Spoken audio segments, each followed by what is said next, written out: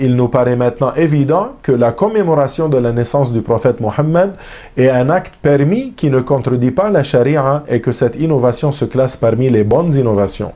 Celui qui rejette ou s'oppose à cette tradition juste pour le fait qu'elle est une bid'a, alors il a tort et son entêtement à rejeter cette bonne innovation indique son ignorance face au jugement qu'en ont donné les savants, ou alors elle démontre son arrogance face à l'acceptation de leurs paroles. Il paraît clairement pour celui qui recherche la vérité que la commémoration de la naissance du prophète Mohammed ne compte pas parmi les mauvaises innovations. Alors, chers frères et sœurs, remplis d'amour au prophète, sallallahu alayhi wa sallam, faites partie des millions de musulmans qui fêtent joyeusement cette occasion en faisant l'éloge de la meilleure des créatures à travers leurs chants, leurs poèmes et leurs célébrations. Ne soyez pas affectés du tout ou distraits par ceux qui l'interdisent.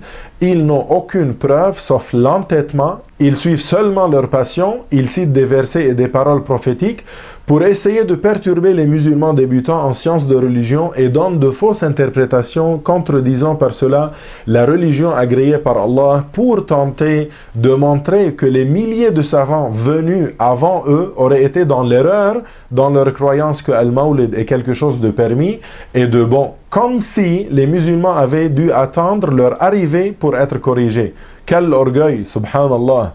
Puis, soyez certains que malgré tous les efforts qu'ils feront, l'argent qu'ils investiront et le temps qu'ils perdront à tenter de convaincre certains gens, ils ne pourront jamais arracher l'amour que les croyants sincères ont pour le bien-aimé Muhammad sallallahu alayhi wa sallam. Ils ne récolteront de leur tentative que la déception, incha'Allah.